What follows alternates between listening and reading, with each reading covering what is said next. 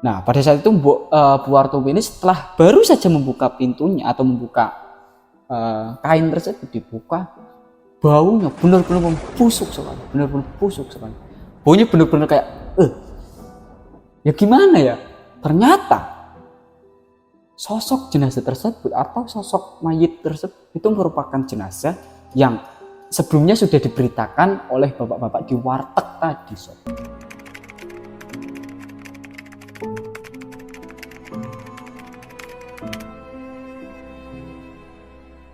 Dengan bagian kepalanya ini kayak tertancap semacam benda tajam golok gitu loh. Kayak golok panjangnya mungkin sekitar berapa sentimeter itu, panjang sob dan gede gitu. Nancep di kepalanya. Bismillahirrahmanirrahim. Assalamualaikum warahmatullahi wabarakatuh. Om Swastiastu, Namo Buddhaya, salam kebajikan, salam. Kembali lagi nih sob, bareng gua di sini Muhammad Reza Maulana yang akan membawakan sederet kisah mistis yang dapat membuat bulu kuduk Anda semua berdiri. Dimana pada kesempatan kali ini, gue mau bawain sebuah kisah.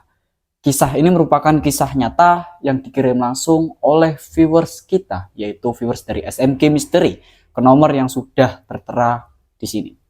Nah, buat kalian semua yang pengen membagikan kisah yang pernah kalian alami, bisa langsung kirim ke nomor tersebut. Eits, tunggu dulu. Sebelum kita melangkah ke kisahnya. Nah, kurang afdol nih kalau kalian nonton video ini sampai selesai tapi kalian nggak klik tombol subscribe-nya. Jadi tunggu apa lagi? Buruan diklik tombol subscribe-nya, nyalakan notifikasi loncengnya, dan share sebanyak-banyaknya ke teman kalian supaya channel ini semakin berkembang. Dan tak usah berlama lagi, langsung aja kita mulai ke kisahnya.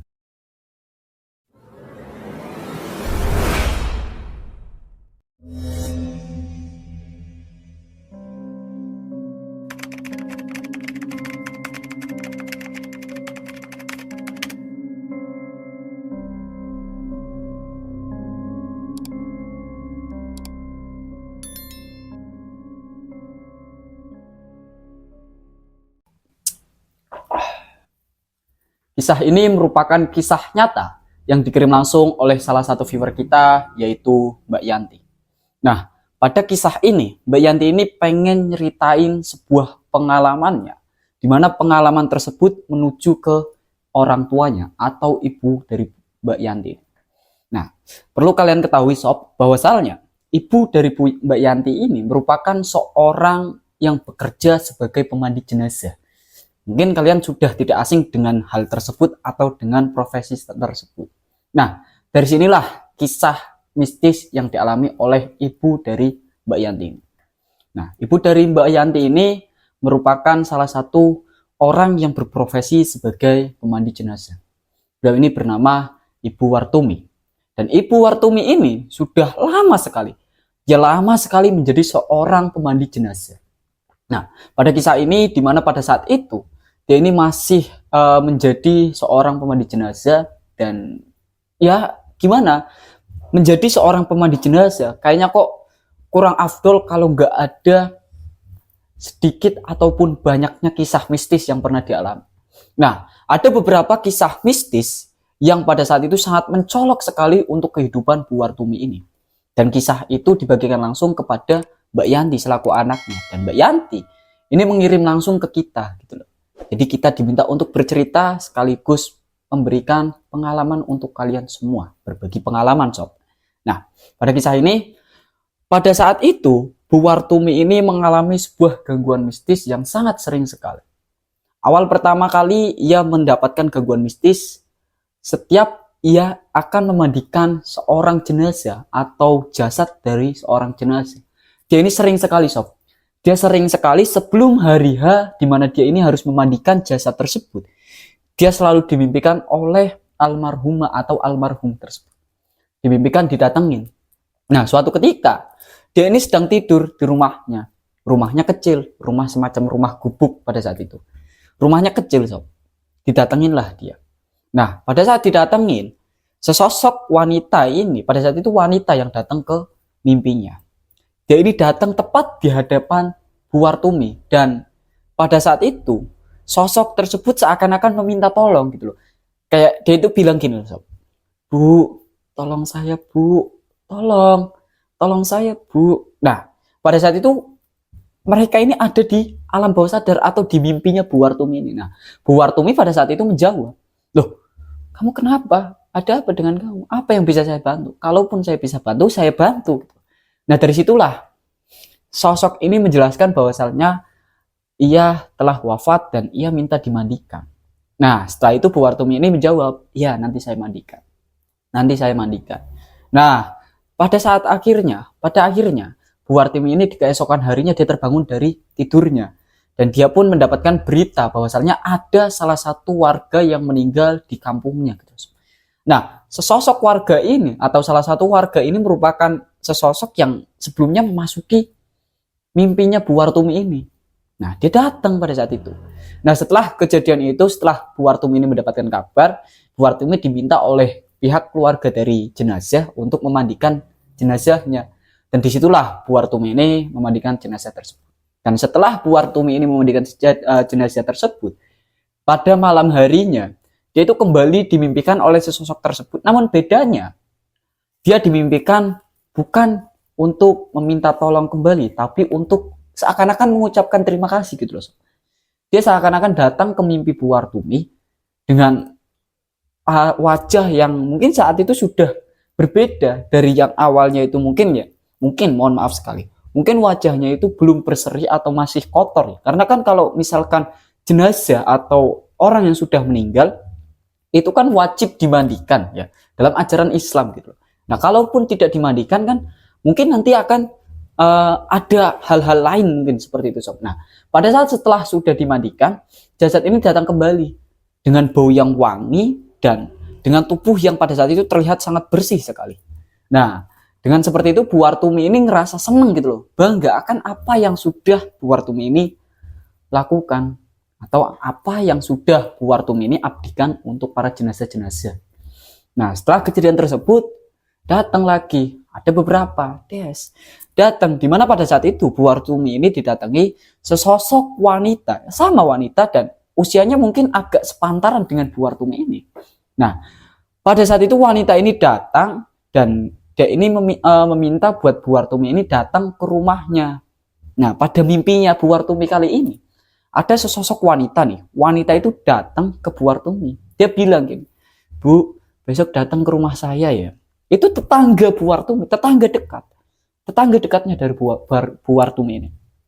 Dia bilang gitu sob, Bu, nanti datang ya ke rumah saya. Nah, Bu Wartumi bingung, loh kok tumben, ada apa kok saya disuruh datang. Dia bilang gitu. Nah, sesosok makhluk tersebut, sesosok wanita ini hanya bilang, udah pokoknya nanti besok Ibu datang saja, mungkin sekitar jam 5 sorean. Nah, setelah itu sosok tersebut hilang. Nah, sampailah keesokan harinya Bu Wartumi ini bangun dari tidurnya dan ya biasa menjalankan aktivitas seharinya gitu.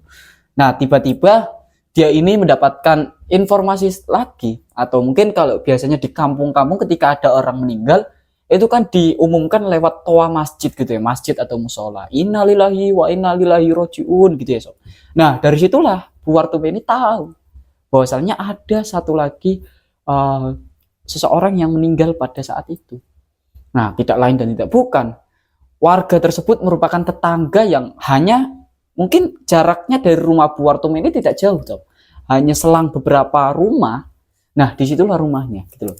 Nah, pada saat itu Bu Wartumi ini diminta buat memandikan jenazah tersebut atau jasad tersebut. Dari situlah Bu Wartumi ini sadar, oh berarti semalam beliau ini datang ke mimpi saya untuk meminta saya agar memandikannya. Dan ya alhamdulillah pada saat itu apa yang jasad tersebut atau apa yang sosok itu inginkan sudah terkabulkan pada hari itu juga. Nah, dari situlah. Nah, setelah dimandikannya jasad tersebut, dimakamkan, dan ya sudah Bu Wartumi balik. Dan bukan satu kali, dua kali, tapi sering sekali. Bahkan mungkin ya sob ya, mungkin hampir setiap kali Bu Wartumi ini akan mendapatkan panggilan untuk memandikan jasad. Beliau ini selalu mendapatkan hal-hal yang ya seperti itu. Mulai dari mimpi, kemudian juga nyata pun pernah gitu loh. Pada suatu ketika Bu Wartumi ini mendapatkan hal mistis yang dimana hal ini merupakan hal nyata dari apa yang dialami oleh Bu Wartumi. Ini bukan mimpi sob, kalau yang tadi itu mimpi. Dan pada saat ini atau pada kali ini itu bukan mimpi, benar-benar real. Dia berhadapan langsung dengan sesosok tersebut.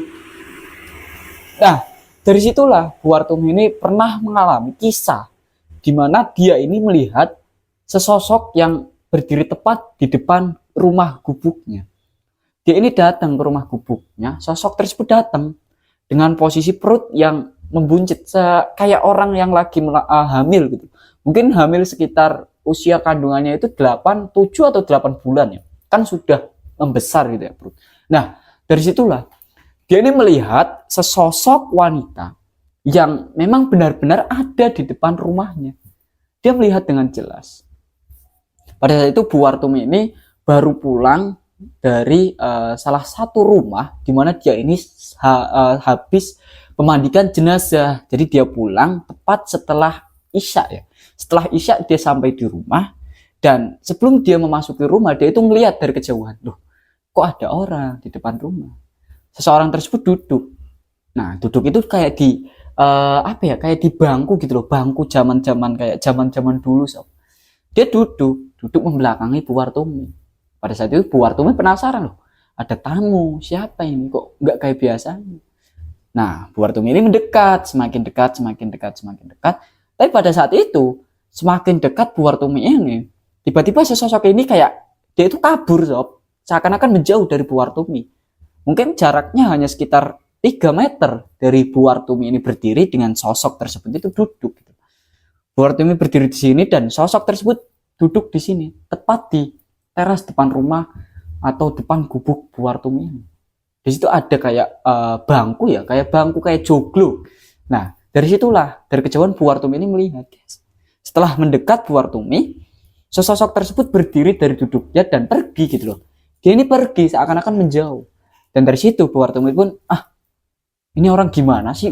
Mertamu kok giliran didatengin malah pergi. Dan setelah Bu Wartumi ini melihat sosok tersebut pergi, Bu Wartumi ya udah dong, masa bodoh, orang aneh. Mertamu giliran didatengin kok malah pergi. Ya udah, Bu Wartumi ini hanya masuk saja ke rumahnya. Guys, masuk dan dia bersih-bersih, mandi dan beres-beres. Setelah itu Bu Wartumi ini berniatan untuk beristirahat sob. Pada saat itu mungkin sekitar pukul jam 8 malam. Dia ini berniatan untuk istirahat lebih awal. Nah, dia istirahat nih, dia tertidur di kasurnya, di ranjangnya. Nah, setelah itu Bu Wartumi ini terbangun karena dia ini mendengar suara gedoran, di mana gedoran itu kenceng banget, kayak suara gimana ya, pintu digedor sama orang gitu loh, kayak orang mau marah gitu loh, dor, kenceng banget. Nah, setelah mendengar gedoran tersebut, Bu Wartumi ini bangun dan sebelum dia melangkah ke pintu depan, dia itu duduk di ranjangnya dan dia berkata, ini orang siapa sih jam segini kok ganggu orang tidur. Dia lihat jam. Nah, pada saat itu sob, tepat pada pukul 11 malam. Logikanya nggak ada dong orang yang benar-benar sehat akalnya bakalan datang mertamu atau datang ke rumah orang di jam-jam kayak jam 11, jam 12 gitu. Nah, dari situlah Bu Wartumi ini merasa kesal sebenarnya. Cuman ya gimana lagi? Seakan-akan dia ini hanya berpikir tamu adalah raja gitu. Jadi gimana pun itu dia datengin. Dia buka tuh pintu. Krek. Kan pintu lama gitu. Krek. Dia buka dan setelah itu dia melihat. Dia melihat ke kanan kiri, kemudian dilihat dari jauh. Dimanapun di situ, di pelataran rumahnya ini. Dia nggak melihat sama sekali adanya seseorang ataupun apapun itu yang sebenarnya tadi menggedor-gedor pintu Bu Wartumi ini. Nah, di situ sebenarnya Bu Wartumi ini bingung dan dia heran. Apa tadi? Apa dan siapa tadi yang gedor-gedor pintu? Kok giliran disamperin orangnya hilang gitu loh. Nah, dari situlah Bu Wartumi ini hanya, ya udahlah, paling orang iseng. Mungkin anak-anak yang lagi main. Memang saya akui pada saat itu yang dikisahkan oleh pengirim ini bahwasanya pada saat itu di sekitar rumah Bu Wartumi ini banyak sekali anak-anak muda yang ya mungkin bermain, kemudian juga anak-anak muda pada era itu. Nah, setelah kejadian tersebut Bu Wartumi ini hanya masuk kembali dan istirahat. Dia istirahat, dia duduk dan dia benerin tuh selimutnya. dia benerin selimutnya dan dia tidur lagi. Nah, jam 12 malam, dia ini bangun lagi, sob. Tapi dia bangun kayak, dia ini ngedenger suara anak kecil yang bener-bener rame banget. Rame banget pada saat itu, rame banget. Nah, dia keluar loh. Dia keluar, sebelumnya dia ngeliat jam, loh, jam 12, kok masih ada anak-anak main. Biasanya kok anak-anak main itu mungkin hanya sekitar sampai jam 10 malam, apalagi itu di malam Senin, sob. Seharusnya besok itu mereka sekolah dan mereka bakalan tidur lebih awal gitu. Ini kok masih banyak, ramai sekali. Dia keluar, sob. Yes. Dia keluar. Nah, disitulah Bu Wartum ini heran. Gak ada satupun makhluk hidup yang Bu Wartum ini lihat di pekarangan rumahnya gitu loh. Di sekitar rumahnya ini Bu Wartum ini nggak ngelihat siapapun. Bahkan hewan pun Bu Wartum ini nggak ngelihat. Nggak ada hewan pun di situ. Yang ada hanya suara kayak suara jangkrik, suara-suara hewan malam gitu. Kayak suara jangkrik dan lain sebagainya. Nah, dari situlah Bu Wartum ini merasa, wah, udah ini bener ada yang nggak beres. Ada yang nggak beres ini. Kok bisa gitu loh. Jam segitu ada suara rame banget. Suaranya itu suara anak kecil lagi pada main gitu. Rame banget. Kayak, oh ya sini, oh gitu. Nah, setelah kejadian tersebut, Bu Wartum ini kembali masuk lagi dan dia duduk di bangku, di mana bangku tersebut biasa buat dia makan. Nah, disitulah dia duduk deh. Dia duduk sambil kayak mukanya itu masih muka-muka yang orang bangun tidur gitu loh, sob, kayak ngantuk gitu. Karena mungkin dia lelah gitu loh. Seharian ngurusin jenazah, malamnya dapat hal kayak gitu. Nah, dari situlah Bu Wartum ini merasa lelah. Kemudian Bu Wartum ini hanya duduk di bangkunya sambil menyandarkan bagian pundaknya seperti ini. Dan saat itu Bu Wartum ini benar-benar ngerasa ada yang kayak nyolek pundaknya gitu loh, sob. Kayak dicolekin loh. Gitu loh. Kayak dicolek, bener-bener dicolek.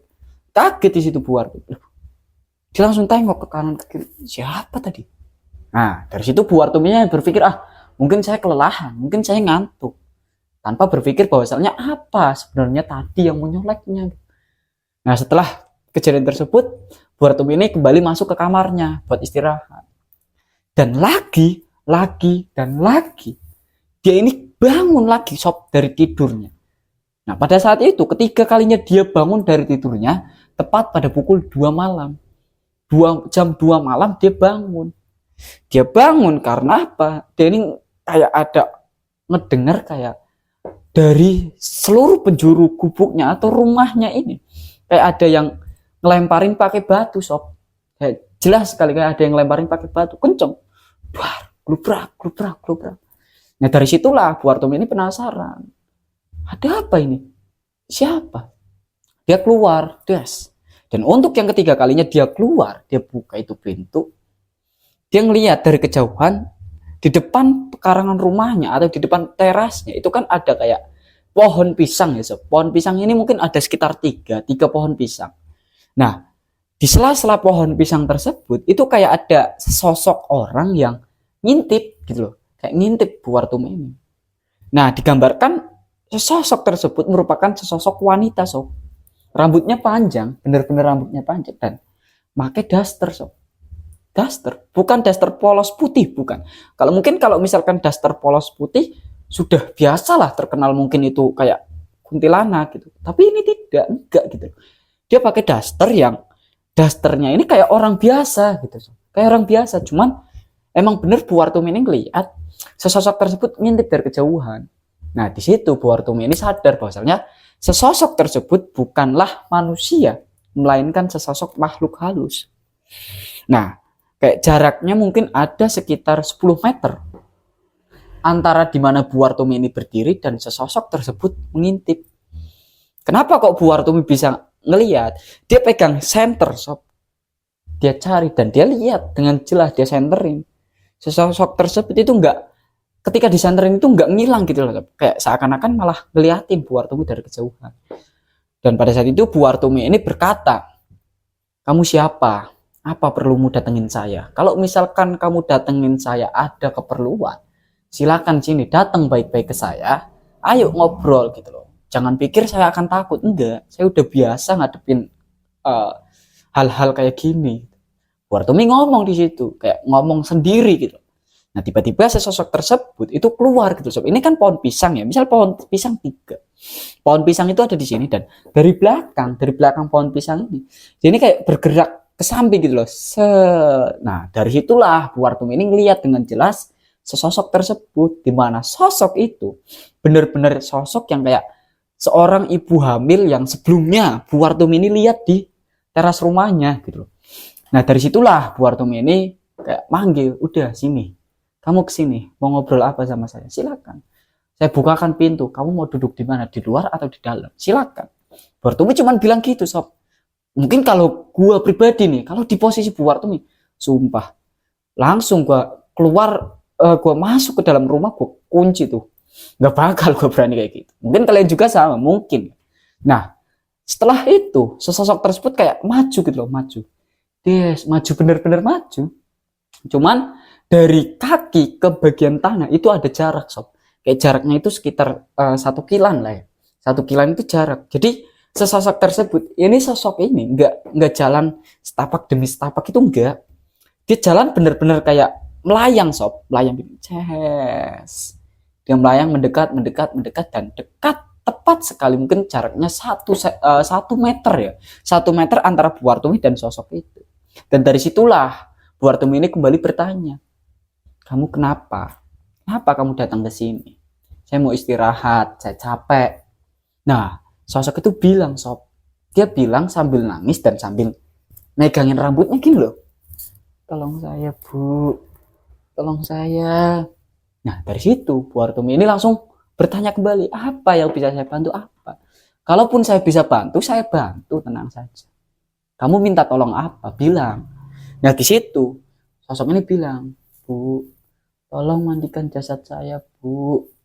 Nah, disitulah Bu Wartumi ini tahu apa maksud dari sosok tersebut datang ke rumah Bu Wartumi pada saat itu. Dari situ Bu Wartumi ini hanya bilang, iya, tenang saja, nanti saya mandikan. Insya Allah, nanti saya mandikan. Ya udah, terima kasih kamu udah mau datang ke sini, kamu udah mau mampir ke sini. Saya mau lanjut istirahat. Kamu kembali ke asal kamu. Dan saya minta supaya nggak ganggu saya lagi. Karena benar-benar pada saat itu Bu Wartumi ini ngerasa keganggu dengan keberadaan sosok tersebut di waktu yang sebenarnya waktu itu emang diperluin banget buat Bu Wartumi ini istirahat gitu loh. Nah dari situlah sosok tersebut kembali pergi. Yes. Dia pergi. Nah perginya dia ini bukan kayak makhluk-makhluk halus lainnya. Mungkin kalau misalkan makhluk halus lain ketika Bu Wartumi ini bilang kayak gitu, dia ngilang gitu loh. Dia ngilang gitu. Enggak. Dia kayak menjauh gitu loh. Dia berdiri dari duduknya, dia ngejauh. Dia ngejauh semakin jauh semakin jauh. Nah, setelah ditelan semak-semak, itu baru dia ngilang. Nah, setelah kejadian tersebut, Bu Wartumi ini masuk ke dalam rumahnya. Dia masuk. Nah, pada saat Bu Wartumi ini ngunci pintunya, kuncinya ini masih pakai kayak kunci manual gitu loh, kayak kancing gitu. Dikancingin, krek. Dia bilang, ada-ada aja jam segini. Ya udah, dia masuk dan dia istirahat. Dan tibalah keesokan harinya di mana dia kembali dapat panggilan untuk memandikan jenazah. Nah, ternyata jenazah yang meminta atau orang yang meminta Bu Wartumi ini untuk memandikan jenazah itu salah satu keluarga dari sosok yang baru semalam mendatengin Bu Wartumi. Benar-benar saudaranya gitu loh. Sebenarnya Bu Wartumi ini kayak biasa aja gitu loh, biasa aja, nggak heran gitu loh, seakan-akan dia udah tahu, ya udah, mau gimana lagi, orang udah terjadi. Nah setelah itu orang ini datang ke rumah Bu Wartumi, assalamualaikum Bu. Nah Bu Wartumi keluar tuh, keluar, langsung dia sambut, monggo Mas silakan duduk. Kenapa, ada apa Mas? Nah orang itu menjelasin, gini Bu, saya mau minta tolong buat Ibu, bisa kan ya mandiin jenazah kakak saya. Nah ternyata di situ yang datang ke rumah Bu Wartumi pada saat itu kakaknya dari orang tadi yang datengin Bu Wartumi untuk dimintai pertolongan supaya memandikan jasad dari kakaknya.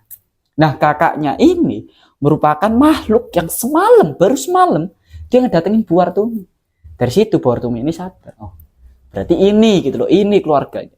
Dia langsung tanpa basa-basi karena dia sebelumnya sudah berjanji, dia bakal ngebantu sosok tersebut. Dia langsung bilang, ya mas, saya bantu, ayo sekarang apa nanti. Nah si orang ini bilang, sekarang bu. Ya udah, bentar ya, saya siap-siap dulu. Siap-siap, Wartumi ditungguin, diboncengin pakai motor ke rumah duka. Sampai di rumah duka, dia ini benar-benar ngelihat sesosok jenazah tersebut atau jenazah tersebut itu kayak sedang hamil gitu loh, sedang hamil. Kayak orang yang meninggal sedang hamil. Perutnya besar, perutnya besar.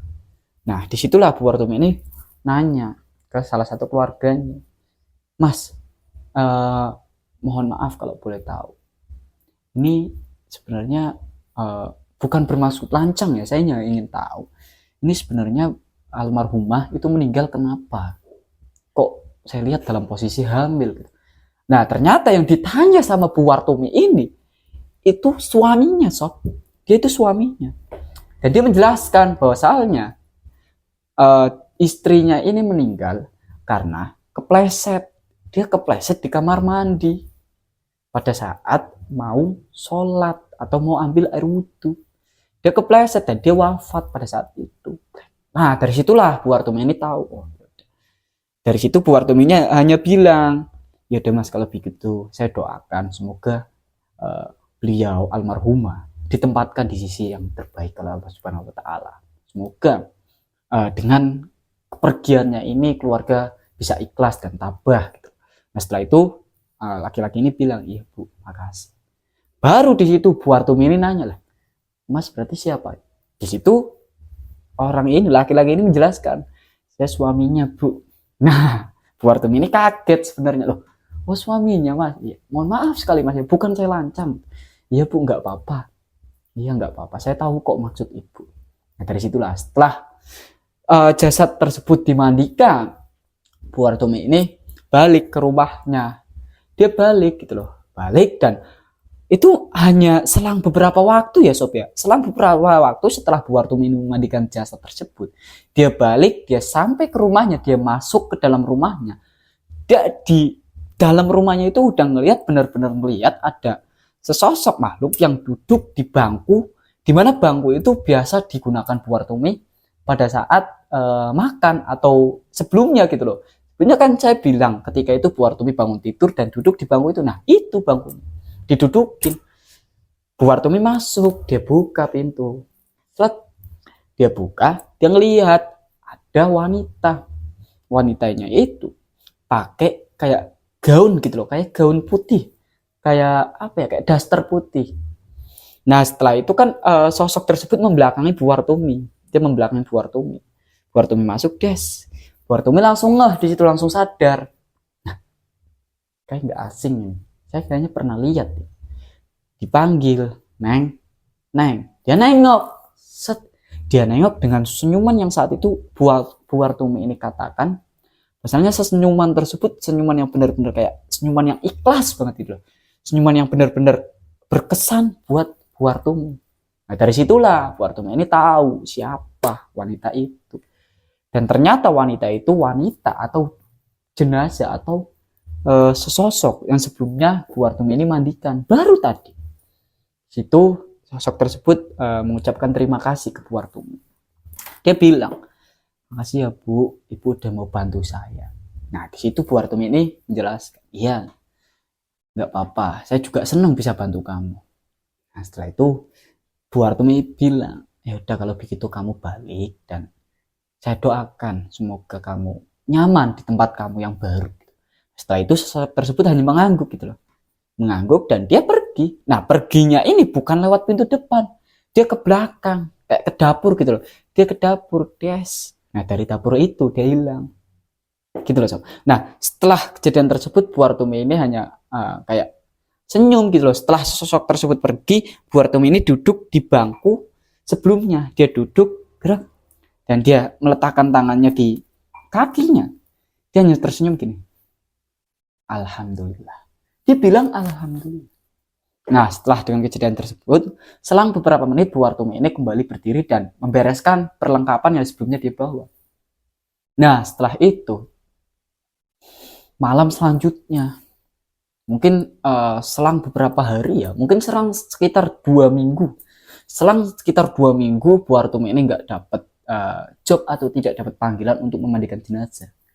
Karena ya alhamdulillah pada saat itu banyak warga yang sehat. Jadi ya seperti itulah.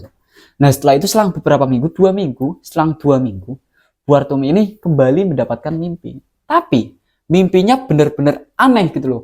Lain dari yang lain, beda dari yang lain. Dia bermimpi ada sesosok wanita yang datang ke dalam mimpinya. Dan pada saat itu Bu Artumi ini bermimpi sedang duduk di bangku yang sebelumnya saya jelaskan.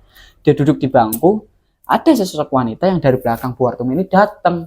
Dia datang lewat samping Bu Artumi, samping sebelah kirinya. Dia datang dan dilihat oleh Bu Artumi. Nah, disitulah sosok tersebut kayak nangis gitu, sob, nangis. Dan sebenarnya kalau kalian pengen tahu sesosok tersebut bentuknya kayak gimana, ini benar-benar kayak hal yang mengesankan buat Bu Artumi sendiri, karena sesosok tersebut, sosok ini itu merupakan sosok yang benar-benar sosok yang ngeri banget, mengerikan banget gitu. Selama Bu Artumi ini jadi seorang pemandi jenazah, dari awal sampai beliau ini tua, itu baru kali ini dia ini didatangin sosok yang tampilannya benar-benar serem banget. Karena pada saat itu dia ini ngelihat sosok tersebut itu di bagian kepalanya itu kayak tertancap, mohon maaf ya, benda tajam semacam golok. Aduh. bener benda tajam semacam golok, sob. Dan di situ Bu Artumi ini kayak sebenarnya kaget gitu. Dia kaget, cuman dia langsung nyebut astagfirullahaladzim. Nah dari situlah Bu Artumi ini sadar, benar-benar sadar, ya ini bukan hal biasa gitu loh, bukan hal biasa. Ini hal yang luar biasa, karena baru kali ini Bu Artumi ini didatangin sosok tersebut. Dengan bagian kepalanya ini kayak tertancap semacam benda tajam golok gitu loh. Kayak golok panjangnya mungkin sekitar berapa sentimeter itu, panjang sob, dan gede gitu. Nancep di kepalanya. Nah, nggak cuman itu, nggak cuman kepala yang sudah tertancap golok, dia juga ngeliat, benar-benar ngeliat kalau tangan kirinya ini kayak semacam hampir putus, sob. Hampir banget putus. Cuman kayak kelihatan di sini yang menyatukan antara tangan dan juga tubuhnya itu hanya kayak sehelai daging ya, kayak daging gitu loh, sob. Daging sedikit doang. Itu yang menyatukan. Kalau misalkan daging itu putus, ya udah tangan itu putus gitu loh, ngeletak. Di situ Bu Artumi sebenarnya ngeri bang, serem bang. Tambah lagi tampilan wajahnya yang benar-benar gila sih, benar-benar kayak apa ya, nggak bisa digambarkan pakai kata-kata gitu. Kayak serem banget.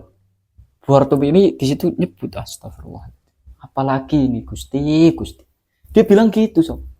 Dan setelah itu sosok tersebut kayak dia nggak ngasih kejelasan apapun, dia sekedar kayak lewat. Bu Artumi kan duduk, dia ini kayak lewat, yes, muterin Bu Artumi dan udah ngilang gitu aja. Seakan-akan kayak hanya memperlihatkan spesifikasi tubuhnya atau bentukannya doang, tanpa menjelaskan apa maksud dan tujuannya dia datang ke Bu Artumi. Nah dari situlah Bu Artumi ini merasa kayak, ini apa maksudnya? Kalaupun dia mau datang buat minta bantuan, harusnya dia menjelaskan apa yang dia inginkan. Tapi ini kok enggak. Ya udahlah, Bu Artumi hanya masa bodoh dan dia kembali terbangun dari mimpinya. Kejadian tadi merupakan kejadian mimpi atau di bawah alam sadarnya, sob.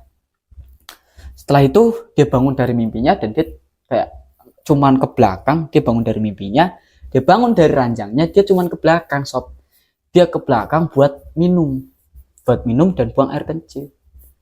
Nah setelah dia keluar dari kamar mandi, di depan pintu, pas banget di depan pintu kamar mandinya, ketika dibuka ini krek, des, pas dia ini bertatapan langsung dengan sosok itu, sob. Sosok yang sebelumnya Bu Artumi ini lihat di mimpinya barusan gitu loh, baru tadi. Jadi ngeliat, bener-bener ngeliat tatap-tatapan. Bu Artumi kaget, saking kagetnya dia cuman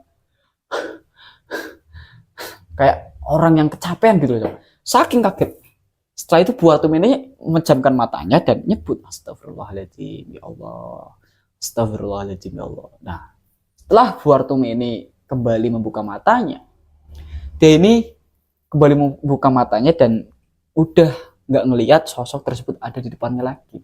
Dan ya udah, Bu Artum ini dengan was-was, dia berusaha melangkah selangkah demi langkah menuju ke kamarnya.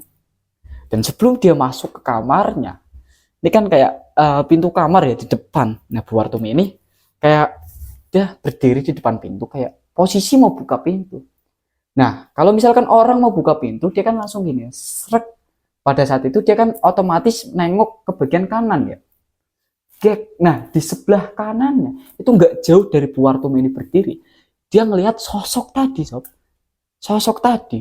Tapi sosok itu kayak nggak ngelihat Bu Artumi, kayak nggak bertatapan langsung dengan Bu Artumi. Bu Artumi menghadap ke sosok itu. Nah, sosok itu kayak memalingkan wajahnya gitu loh. Bu Artumi ini kan madep ke sini. Dia itu hanya madepnya ke sana, lurus ke sana. Yang dilihat oleh Bu Artumi itu kayak kupingnya itu hampir pecah, sob. Pecah. Di situ Bu Artumi benar-benar ya udah nggak karuan lagi gitu loh. Dia masuk ke dalam kamarnya. Dia kunci dari dalam kamarnya. Dia duduk di ranjang dan dia bilang, "Tuh, Gusti, apalagi ini?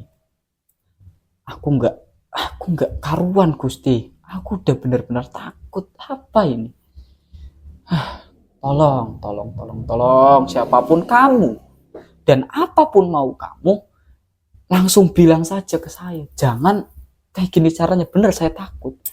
Nah, dari situlah Bu Artum ini kembali melanjutkan istirahat. Dia mencoba untuk tidur dengan posisi dirinya atau pikirannya itu yang kalang kabut ketakutan, sob. Dan dari situ Bu Artum ini merebahkan tubuhnya. Dia merebahkan tubuhnya dan kayak belum lama dia merebahkan tubuhnya. Kakinya, sob, itu ditarik, bener-bener ditarik. Gak tahu siapa yang narik dia. Kenceng banget, srek, ya ditarik, srek, kenceng banget. Bu Artum ini ngejerit di situ. Wah, kaget di situ. Dia ngejerit, bener-bener ngejerit kenceng banget. Nah, dari situlah Bu Artum ini sadar. Dia langsung keluar ke kamar mandi. Dia ambil wudhu dengan posisi gelegepan kayak orang kecapean, bener-bener kecapean, ngos-ngosan. Dia ambil wudhu dan dia kembali ke kamarnya. Dia nggak berani tidur, sob. Dia benar-benar nggak berani tidur. Sampai pagi pun tiba, dia ini nggak tidur. Pagi pun tiba, dia nggak tidur. Nah, setelah kejadian tersebut, paginya dia ini kembali menjalankan aktivitasnya. Dia dapat panggilan untuk memandikan seorang jenazah, yang jenazah ini memang sebelumnya mungkin sudah mendatangi Bu Artumi sebelumnya di mimpinya. Karena setiap ada orang meninggal yang meminta dimandikan oleh Bu Artumi, pasti sesosok dari makhluk tersebut akan datang menghampiri Bu Artumi untuk dimintai pertolongan. Nah, setelah itu ya sudah, Bu Artumi itu pada keesokan harinya memandikan jenazah. Nah, dia memandikan jenazah dengan posisinya itu masih ketakutan gitu. Dia masih ketakutan. Dan dia kembali, setelah memandikan jenazah, dia kembali ke rumahnya. Dia kembali ke rumahnya pada sekitar pukul 12 siang. Sekitar pukul 12 siang dia kembali ke rumahnya. Dia mempersiapkan alat-alat atau perlengkapan yang baru dipakai untuk diberesin lagi, ditaruh di tempat-tempat.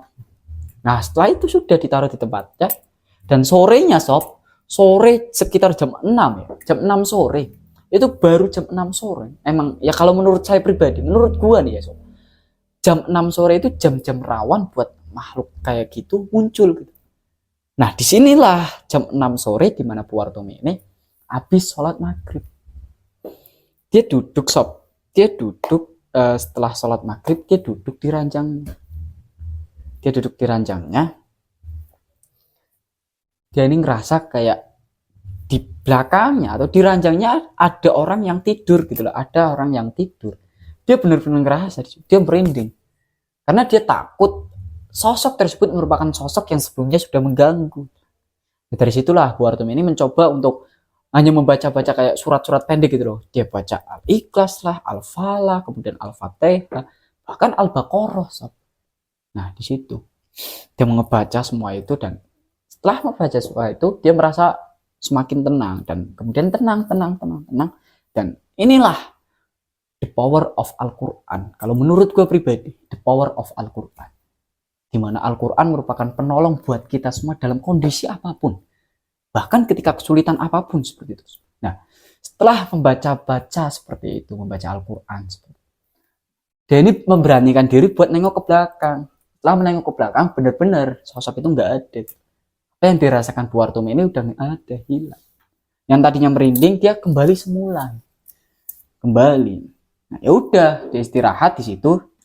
Dan ini malam kedua dia mendapatkan gangguan dari sosok yang sama, di mana sosok itu merupakan sosok wanita yang kepalanya ini hampir terbelah karena ada semacam benda tajam yang nancep, sob.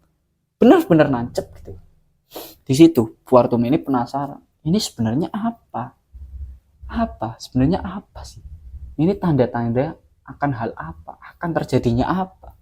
Di situ Bu Wartumi benar-benar penasaran sebenarnya. Cuman ya gimana? Dia mau cari jawaban dari mana? Kalaupun makhluk itu hanya berdiam diri, hanya menampakkan tubuhnya hanya menampakkan wujudnya tanpa mau kayak ngobrol lah sama Bu Wartumi ini. Apa maunya?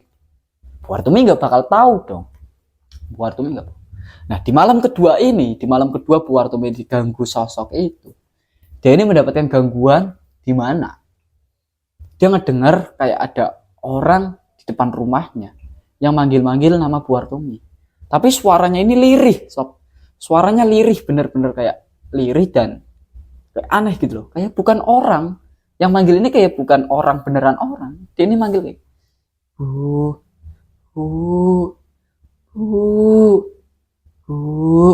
Dia manggil terus berulang kali. Sampai pada akhirnya Bu Wartumi ini datang atau keluar dia buka pintu, set. Dia buka, nggak ada siapa-siapa, dan dia masuk lagi. Nah, di situ dia firasatnya udah nggak enak, bener-bener udah feelingnya, dia nggak beres ini, bener ada nggak beres. Dia masuk, dia kembali ke kamarnya. Dia duduk di ranjang lagi. Dia duduk itu kayak posisi duduk mau ngebenerin tubuh gitu loh. Dia mau duduk dan dia mau angkat kakinya. Pada saat dia mau angkat kakinya ke ranjang, kakinya ini kayak ada yang nahan dari bawah, sob, kayak ada yang megangin gitu loh. Bener-bener nahan, megangin kenceng banget. Wartumi bingung loh. Apa ini? Dia kira pada saat itu kakinya hanya kram biasa. Padahal dengan jelas sekali ada yang megang kakinya, dipegang kenceng banget. Sampai pada akhirnya Bu Wartumi ini penasaran. Dia ini ngedengar di bagian bawah ranjangnya itu kayak ada orang yang berada di bawah ranjangnya sambil gedor-gedor ranjang gitu. Kenceng banget. Nah, dari situ Bu Wartumi ini penasaran. Ini apa sih? Dia tengok tuh di ranjang. Ditengok dan gila, bener-bener gila. Kedua kalinya dia benar-benar bertatapan langsung dengan sosok makhluk yang sama persis dengan apa yang dia lihat sebelumnya. Dan pada kali ini Bu Wartumi benar-benar ngecium bau dari makhluk tersebut. Baunya busuk banget. Kayak bau bangkai gitu. Bau bangkai. Dan setelah itu Bu Wartumi benar-benar kayak orang yang sangat ketakutan sekali. Setelah itu dia ngangkat kepalanya, dia nyebut astagfirullahaladzim, ya Allah, ampun ya Allah, ampun, aku udah tidak kuat, ampun, tolong, jangan ganggu aku lagi. Kamu apa sih, maunya apa? Tolonglah. Dan dia pun kayak nutupin sebagian tubuhnya pakai selimutnya. Nah, kalian tahu nggak sob, selimut yang dipakai Bu Wartumi itu apa? Mungkin kalian pikir selimut gitu lah, bener-bener selimut. Enggak sob. Pada saat itu Bu Wartumi ini, karena memang Bu Wartumi ini terkenal dengan aura kejawennya atau aura ilmu Jawanya. Dia ini tidur pakai tape, yang dimana tape tersebut itu dilapisi dengan kain kafan, sob. Nah, kain kafan ini merupakan benar-benar kain kafan yang dijahit atau disatuin dengan tape tadi, sob. Nah, disitulah dia selimutan, Bu Wartumi ini selimutan.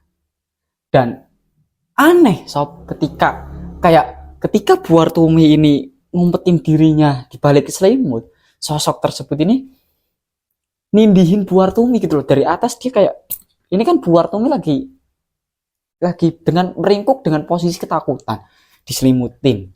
Nah, sosok itu berada di atasnya gitu. Bu Wartumi pada saat itu ketakutan dan dia ngerasa benar-benar berat sekali. Nah, dari situ Bu Wartumi ini kembali membaca surat-surat pendek dari Al-Quran. Dia baca sampai pada akhirnya Bu Wartumi ngerasa enteng, badannya ini ngerasa enteng lagi, dan dia pikir, oh mungkin ini sosok udah hilang. Dia buka pelan-pelan, yes. Dia tengok kanan kiri nggak ada, emang bener-bener nggak ada.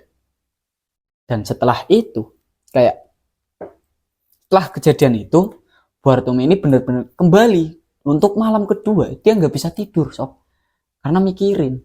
Dia takut di situ, takut setengah mati. Dia cuman di ranjangnya dia pakai selimut, mungkin hanya segini ya, sebagian dada, dan kepalanya ini atau mukanya ini menghadap ke atas.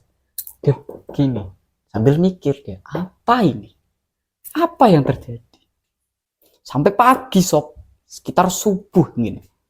Nah subuh itu Bu Wartumi ini bangun dari istirahatnya itu.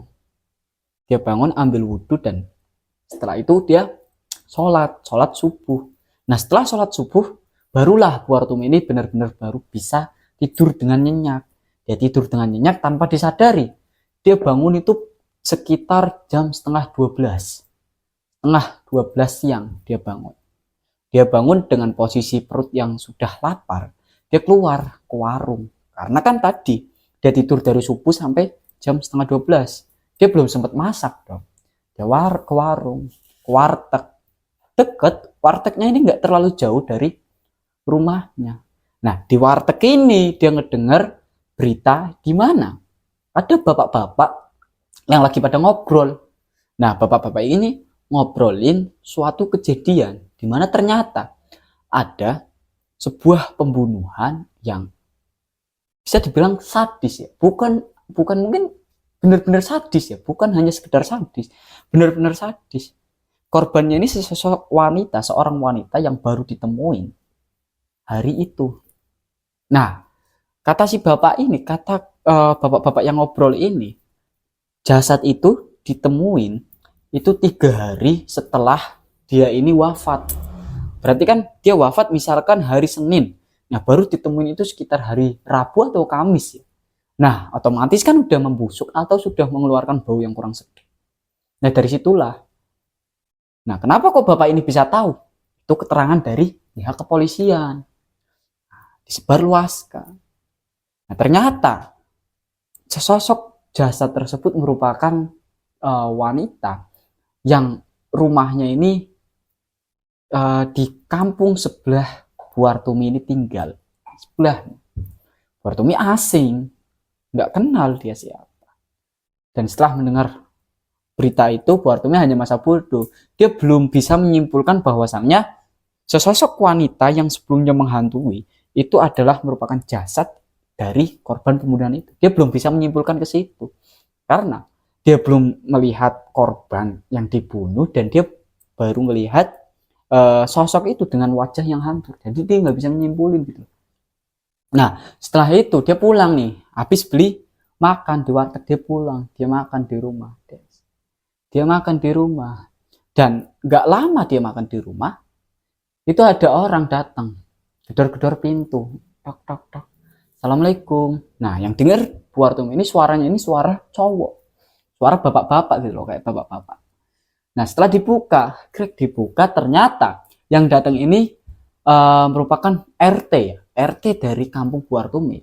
Dan dia ini ngajak seorang laki-laki juga, di mana laki-laki itu juga RT sob. Nah, 2 RT datang.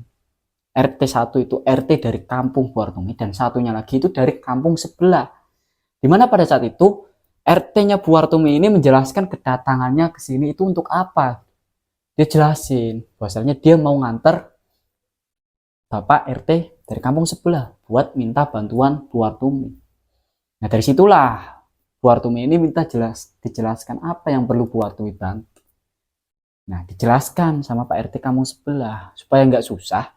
Kita sebut antara RT 1 dan RT 2. Itu yang RT 1 atau RT-nya Bu Wartumi, itu kita sebut saja dengan nama Aryo. Nah, kalau untuk RT sebelah itu kita sebut saja dengan nama Fauzan mungkin. Nah, Pak Fauzan atau RT sebelah, Pak Fauzan ini menjelaskan. Jadi gini Bu, saya datang ke sini. Yang pertama mau silaturahmi sama Ibu. Yang kedua, saya mewakili masyarakat saya Bu. Dari kampung sebelah mau minta tolong ke Ibu. Nah, di situ Bu Artum ini bertanya, loh, mau minta tolong apa kok bisa sampai ke saya gitu. Jadi gini Bu, saya mau minta tolong buat Ibu supaya bisa memandikan salah satu jasad dari warga saya. Nah, disitulah Bu Artum ini bilang, loh, kayaknya kan di kampung sebelah ada Mbok Iem. Mbok Iem ini teman Bu Wartumi atau teman seperjuangan gitu loh, sama-sama seorang pemandi jenazah. Sama. Nah, setelah itu si Pak Fauzan ini menjelaskan bahasanya, iya Bu, saya sebenarnya sudah datengin Mbok Iem. Tapi Mbok Iem ini bilang nggak mampu kalau sendirian. Makanya Mbok Iem ini bilang ke saya buat ngajak seseorang atau buat minta tolong seseorang. Nah, dari situ Bu Artumi ini ngerasa penasaran loh, kok sampai segitunya gitu loh. Emangnya jasadnya kenapa? Nah, di situ dia ini nanya, nah, Pak, mohon maaf, emangnya jasadnya kenapa kok sampai Mbok Iem ini nggak mampu buat mandiin sendiri? Nah, di situ Bapak ini bilang, mohon maaf sekali Bu, sebenarnya saya pengen ngejelasin, tapi saya nggak enak Bu. Nggak enaknya kenapa Pak? Yaudah, Ibu gini aja, Ibu ikut saya supaya Ibu lihat sendiri kondisi jasadnya. Yaudah kalau begitu Pak. Ikut. Bu Artum ini ikut. Belum loh, dia belum selesai makan. Baru beberapa suapan dia tinggal. Nah, disinilah gue pribadi kayak berpikir bahwasannya Bu Artumi ini sosok wanita yang benar-benar spesial buat masyarakat. Dia benar-benar ngabdi. Kehidupannya ini buat memandikan jasad-jasad atau jenazah. Yang dimana jenazah itu membutuhkan bantuannya. Nah, setelah itu Mbak Iem ini ikut sama Pak RT atau Pak Fauzan. Dia ikut ke kampung sebelah dan kayak kalian tahu mungkin guys, kalian tahu kayak ruangan itu khusus buat memandikan jenazah, kayak kamar mandi khusus buat jenazah yang hanya ditutupi dengan tape gitu loh. Nah, di situ Bu Artum ini buka tape itu, nah dilihat ada Mbok Iem di situ yang sedang berusaha memandikan. Nah, pada saat itu Bu Artum ini setelah baru saja membuka pintunya atau membuka kain tersebut dibuka, baunya benar-benar membusuk sekali, benar-benar busuk sekali. Baunya benar-benar kayak, ya gimana ya? Ternyata sosok jenazah tersebut atau sosok mayit tersebut itu merupakan jenazah yang sebelumnya sudah diberitakan oleh bapak-bapak di warteg tadi, sob. Nah, di situ Bu Artum ini sadar bahwasannya ini jasad itu udah meninggal sejak mungkin sekitar 2-3 hari yang lalu. Situ Bu Artum ini bertanya, Mbok, dia tanya sama Mbok Iem, Mbok, ini jasadnya kenapa Mbok? Nah, Mbok Iem ini bilang, ini Nyi. Nah, Mbok Iem ini manggil Bu Artumi ini dengan sebutan Nyi, ya, Nyi. Tapi kalau misalkan Bu Artumi ini manggil Mbok Iem ini Mbok dan Nyi. Mbok Iem ini bilang ke Bu Artumi, ini Nyi, ini jasad baru ditemui dan kondisinya ya udah gini. Kalian tahu jasadnya itu kayak posisinya kayak bagian kepalanya ini ada belekan bekas belekan lebar sob, dengan tangannya ini hampir putus, sama persis dengan apa yang Bu Artumi ini lihat di mimpinya dan di kejadian-kejadian sebelumnya gitu loh, kayak sosok yang mengganggu Bu Artumi ini. Dari situ Bu Artumi ini belum benar-benar sadar bahwasanya sosok ini merupakan sosok yang sebelumnya menghantui Bu Artumi. Nah, setelah mendengar penjelasan dari Mbok Iem ini, Bu Artumi ya udah dong, masa bodoh. Lagipun Bu Artumi ini bilang, nah terus ini keluarganya di mana? Kok nggak ada keluarganya? Bahkan tadi yang datang ke rumah saya kok Pak RT-nya.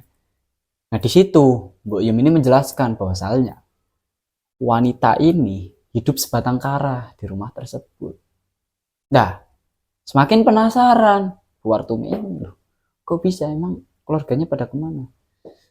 Ayahnya meninggal, ibunya udah nggak tahu kemana. kemudian saudara-saudaranya lain itu udah nggak peduli karena tahu apa pekerjaan wanita ini. Nah di situ Mbok Yem ini kayak nyetop pembicaraannya. Terus udah kok malah jadi gibah gini. Udah dimandiin dulu. Nanti kalau misalkan udah selesai baru kita bicara. Ya udah dimandiin pada saat itu. Nah pada saat mandiin, Mbok Yem ini ngelihat. Di sini Mbok Yem ini ngelihat kayak ada sesosok yang kayak ngintip gitu loh sob, kayak ngintip. Kelihatannya itu hanya satu matanya aja ngintip, dia ngintip di sela-sela kain yang buat nutupin gitu, dia ngintip. Dan di situ Mbok Yem ini hanya bilang, dia nyenggol Buartum yang sedang mengusap-usap jasad tersebut, disenggol. Dia kayak ngasih kode gitu. Nah di situ Buartum ini ngeliat, siapa? Dia saling bisik-bisik, siapa? Mbok Yem bilang, gak tahu. Nah Buartum ini bilang lagi, udah biarin aja, lanjutin. Dilanjutin, des. Selesailah memandikan jenazah tersebut. Nah setelah keluar, dia keluar dari kamar mandi jenazah tadi atau ruang jenazah tadi. Dia keluar, des. Nah pada saat dia keluar, mereka berdua keluar. Disinilah Mbok Yem ini kembali menjelaskan bahwasannya siapa dan kenapa gitu loh, sosok tersebut atau wanita itu meninggal dan kenapa kok wanita itu hidup sebatang kara. Dijelasin. Jadi gini, nih, wanita ini itu merupakan wanita yang hidupnya memang sebatang kara. Karena ya tadi ayahnya sudah meninggal, kemudian ibunya sudah entah kemana. Kemudian keluarganya yang lainnya itu saudara-saudaranya itu udah nggak peduli karena tahu bahwasannya ini wanita ini itu berprofesi sebagai perempuan malam. Nah dari situlah Mbok Yem Buartumi ini sadar gitu. Ya udah. Nah, pada saat itu Buartumi ini sadar bahwasalnya aneh gitu loh sob. Kayak loh. Orang kalau misalkan meninggal itu kan biasanya banyak yang melayat ya atau yang bertaksi. Ini mungkin bisa dihitung hanya sekitar 5. 5 pun sudah termasuk Mbok Yem dan juga Buartumi. Di situ sebenarnya Buartumi ini kayak heran gitu loh kok. Sedikit banget yang layat. Kayaknya kampung ini banyak penduduknya. Disitulah Mbok Yem ini kembali menjelaskan. Iya, karena banyak dari masyarakat yang kayak nggak suka dengan wanita ini. Karena semasa hidupnya wanita ini selalu cekcok dengan tetangganya, dengan warga sekitar. Dia cekcok. Setiap dia pulang, entah dari mana dia pulang, itu dalam kondisi mabuk gitu. Dalam kondisi mabuk. Dia sunggoyongan lah, dia apa. Ngajak berantem terus sama tetangga-tetangga. Padahal wanita sob. Nah setelah itu dia menjelaskan kayak gitu. Nah dengan Buartumi ini ya kembali lagi saya bilang bahwasannya Buartumi itu merupakan sesosok bidadari tak bersayap gitu loh sob. Nah dari situlah Buartumi ini bilang, yaudah Mbok sini aja bareng saya sampai jasadnya dikubur. Nah setelah itu dikain kafani, setelah mau dikain kafani, Mbok Yem sama Buartumi ini bilang sama Pak RT, Pak, saya butuh kain kafan. Berapa lembar? Segini. Kasih tahu berapa jumlahnya. Nah setelah itu Pak RT ini bilang ke salah satu tangan kanannya mungkin ya, salah satu tangannya. Sebut saja mungkin di sini namanya Yono. Dia panggil si Yono, Yon, sini. Dekatlah si Yono ke mereka bertiga dan Yono bertanya, apa Pak? Tolong belikan kain kafan dan perlengkapan lain pokoknya yang dibutuhin sama Mbok Yem dan juga Buartumi. Nah si Yono ini bilang, Pak duitnya mana? Nah Pak RT ini bilang gini loh, udah kamu masuk aja ke kamar almarhumah, di situ ada uang, nah kamu ambil aja buat beli keperluan. Pada saat Pak RT ini bilang kayak gitu, serentak nih Mbok Yem dan Buartumi ini bilang, hus, jangan. Udah, kamu pakai uang saya saja. Dikasih, dikeluarin. Buartumi ini ngeluarin duit 100.000. Yes, ini pakai uang saja. Nah, Mbok Yem ini nggak tinggal diem dong. Dia juga ngeluarin duit 100.000. Nih, saya tambahin kalau kurang. Pokoknya, Mbok Yem ini bilang, pokoknya apapun yang terjadi untuk memakamkan jenazah ini, saya mohon supaya nggak pakai uang jenazah ini. Pak RT nanya, loh, Kenapa alasannya? Dah, pokoknya jangan. Nah, Bu Wartumi ini hanya menjawab, emang Pak RT nggak kasihan?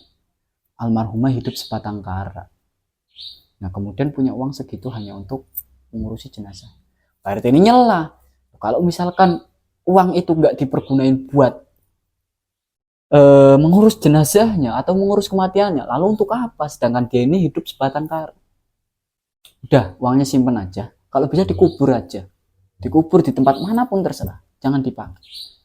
Nah, di sisi lain perlu kalian ketahui bahwasanya antara Mbok Yem dan juga Bu Wartumi ini sadar bahwasanya uang wanita tersebut bukan uang halal, atau tadi karena wanita tersebut berprofesi sebagai penghibur malam atau wanita kupu-kupu sob. Jadi di situ Mbok Yem atau Mbok Yem dan juga Bu Wartumi ini ngerasa kayak janganlah gitu.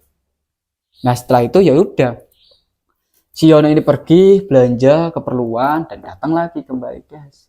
Dia datang kembali, dan aneh di sini ketika Mbok Yem dan Bu Wartumi ini kayak biasanya ketika dia sudah selesai memandikan jenazah, dia pulang. Dan kali ini dia nggak sob.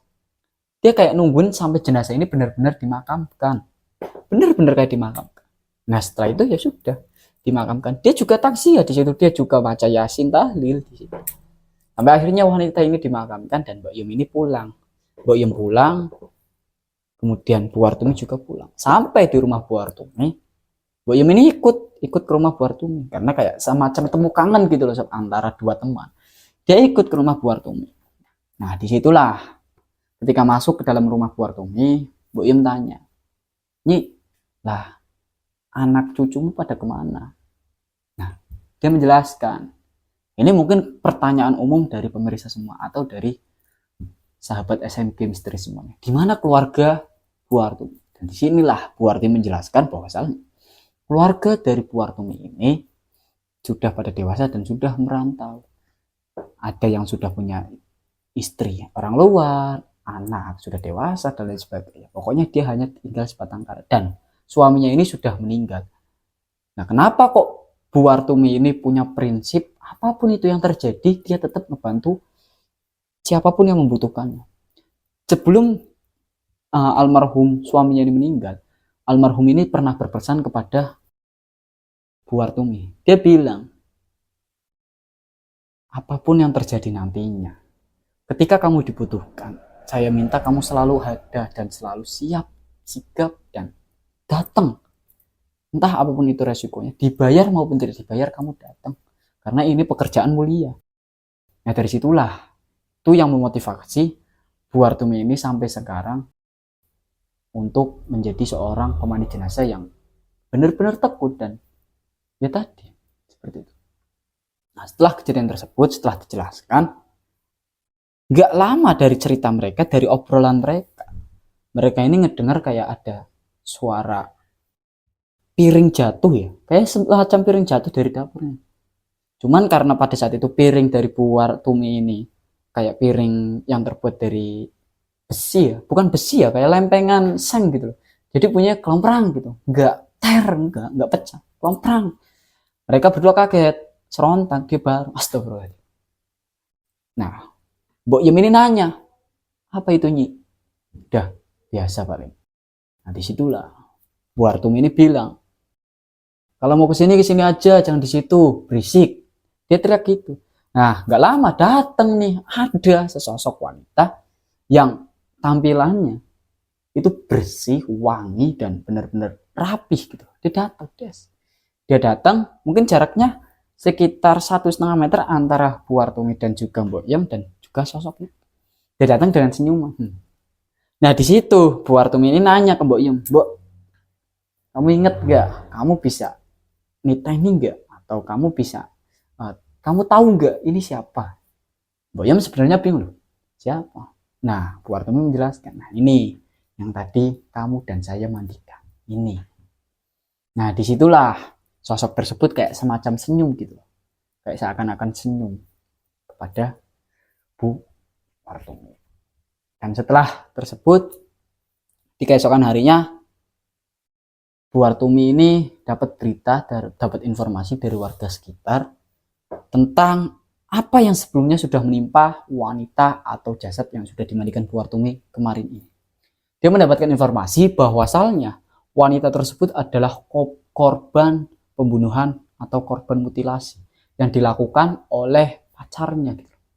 Kayak pacarnya ini sebenarnya gini sob, wanita ini hamil di luar nikah. Nah karena pacarnya ini nggak mau bertanggung jawab, dia nekat, dia ngebunuh. Tapi ngebunuhnya itu kayak dia semacam kayak apa ya, kalau saya bilang mungkin membuat skenario seakan-akan wanita tersebut meninggal karena dibegal. Dia rampas semua perhiasan, barang-barang berharga. Tapi ya inilah pintarnya pihak kepolisian. Ketahuan. Dan ya sudah, pria itu ditangkap. Dan kasus pun terpecahkan. Dan dengan ditangkapnya pria tersebut, menjadi akhir dari kisah ini, sobatku, dimanapun. Dan dari sini ada banyak sekali hal yang mungkin perlu kita petik untuk kedepannya, untuk kehidupan kita sehari-hari. Dimana pada kisah ini Bu Wartumi adalah sesosok wanita yang menggambarkan seorang ibu untuk kita semua, untuk masyarakat, dan untuk siapapun yang mau menganggapnya ibu. Dengan sifatnya yang lemah lembut dan hatinya yang tulus serta ikhlas, ini sangat menggambarkan seorang ibu untuk kita semua, untuk siapapun yang membutuhkannya, untuk siapapun yang mau menganggapnya itu ibu. Dan di sini gue pribadi ngucapin terima kasih atas dedikasi dari Bu Wartumi. Dan kemudian saya juga berterima kasih buat Mbak Yanti yang sudah mau mengirim kisah ini atau membagikan kisah dari Bu Wartumi ini kepada. Dan kembali kita ingatkan kepada kalian semua, nonton, viewer, kemudian semuanya saja dimanapun kalian berada yang ingin membagikan kisah mistis kalian, kisah nyata tentunya yang pernah kalian alami, bisa langsung kirim ke nomor yang sudah tertera di sini. Dan mungkin sobat SMK Misteri dimanapun kalian berada, itu saja yang dapat saya sampaikan pada kesempatan kali ini.